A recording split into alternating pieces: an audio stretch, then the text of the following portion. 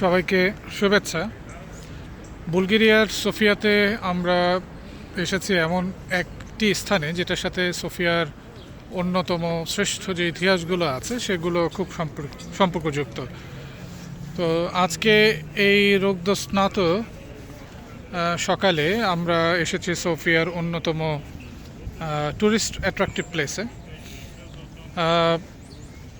এটি এটি সোফিয়ার ন্যাশনাল প্রাইডও বলা হয়।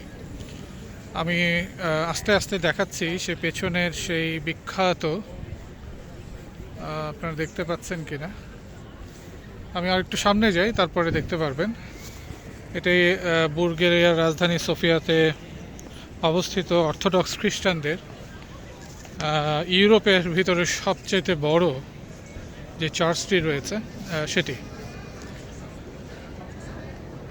যেটা ইউরোপে অর্থোডক্স চার্চ বিভিন্ন দেশে থাকলেও এই পূর্ব ইউরোপের সর্ববৃহৎ এই অর্থোডক্স গির্জাটির নাম আলেকজান্ডার নেভস্কি ক্যাথেড্রাল।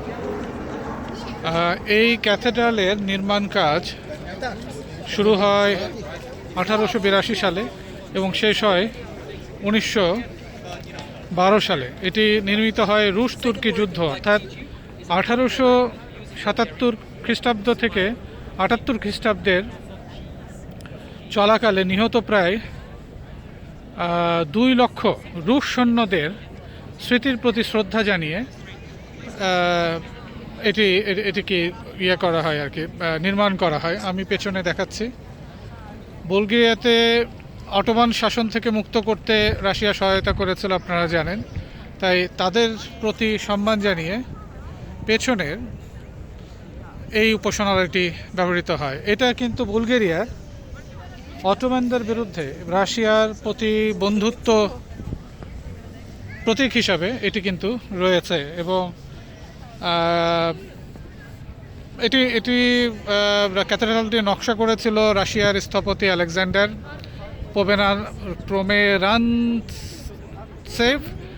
এবং এইটার স্থাপত্য শৈলীটি আপনারা দেখতে পাচ্ছেন। এটা নিও বাইজেন্টাইন বা বাইজেন্টাইন সাম্রাজ্যের গির্জাগুলোর সামনে আদলে যেরকম হয়ে থাকে সেরকম। পুরো কাঠামোটি বিশাল, এটা আমরা দূরে আছি তাই বিশাল লাগছে, সামনে গেলে কিন্তু মানে অনেক বড়।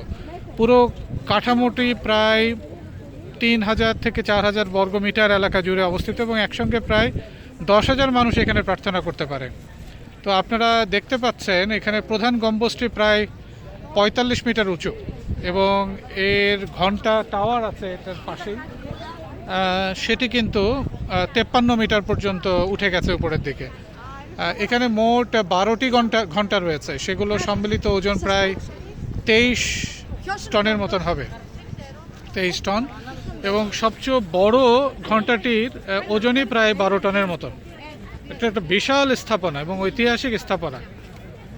সবচেয়ে বড় যে বিষয়টা হচ্ছিল যে এটি বুলগেরিয়ার সার্বভৌমত্ব স্বাধীনতার প্রতীক এবং রাশিয়ার প্রতি তাদের বন্ধুত্বের প্রতীক হিসাবেও ধরা হয় এবং এখানে বিশেষ উৎসবগুলো হলে এখানে উৎসবীয় আমেজ তৈরি হয় এবং বিশেষ উৎসবগুলোতে এই ঘন্টাগুলো কিন্তু সবসময় বাজে না, অর্থাৎ একসাথে বাজে না। 12টা ঘন্টা এটা বাজানো হয় যদি কোনো প্রকার উৎসব থাকে তখন। আমরা কিছুক্ষণ পরে এর ভেতরে প্রবেশ করব, তার আগে একটু বলে রাখি যে এখানে বোধহয় ভেতরে প্রবেশ করতে কোনো প্রবেশ মূল্যের প্রয়োজন হয় না। হ্যাঁ, এখানে চমৎকার আবহাওয়া, আজকে সুন্দর আলোকিত একটি দিন, তার ভিতরে প্রচুর পর্যটক এখানে আসে এবং এটা অবশ্যই দর্শনীয় একটি স্থান। এখানে ভেতরে আইকনিক চিত্রকর্ম রয়েছে, বুলগেরিয়ান, রুশ এবং ইউরোপীয় শিল্পীরা এঁকেছেন।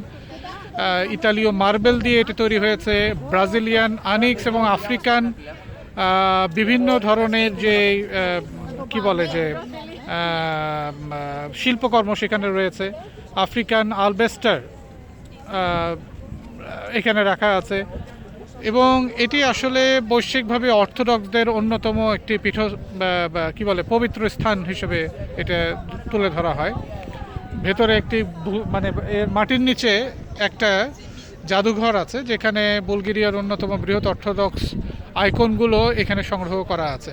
এখানে শত শত ঐতিহাসিক আইকন রাখা আছে।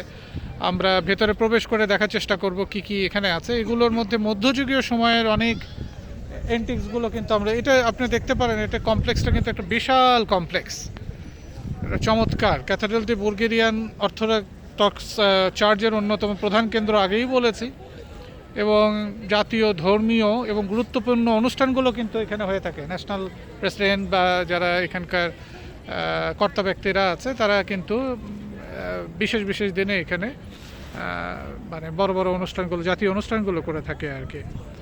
এখানে বড়দিন, স্টার সহ বিভিন্ন ধর্মীয় উৎসবে পুরো ইউরোপ থেকে হাজার হাজার লক্ষ লক্ষ মানুষ এখানে চলে আসে। আমরা ভিতরে প্রবেশ করব। আমরা অত্যন্ত আনন্দিত যে ইতিহাসের এই সমস্ত মাইলস্টোনগুলোকে আমরা চাক্ষুষ করতে পারছি, এখানে আসতে পারছি। আপনারা যদি বুলগেরিয়া সোফিয়াতে আসেন তাহলে অবশ্যই এই স্থানটিতে আসবেন, তাহলে দেখবেন যে এখানে স্থাপত্য শৈলীর অপূর্ব নিদর্শনগুলো পৃথিবীর মানে ওয়ান অফ দ্য কি বলে যে মানে গ্রেট আর্কিটেকচার এটা দেখা যায়। এবং এটার সাথে কিন্তু তার্কিশ অটোম্যানদের একটা সুন্দর মানে কি বলে যে স্থাপত্য শৈলীর কিন্তু মিল আছে।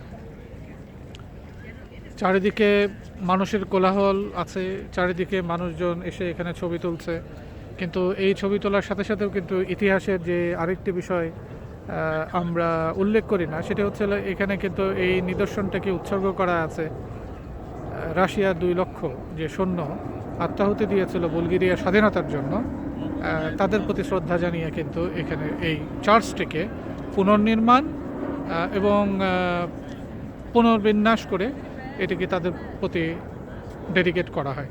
ধন্যবাদ, আমরা ভেতরে যাব।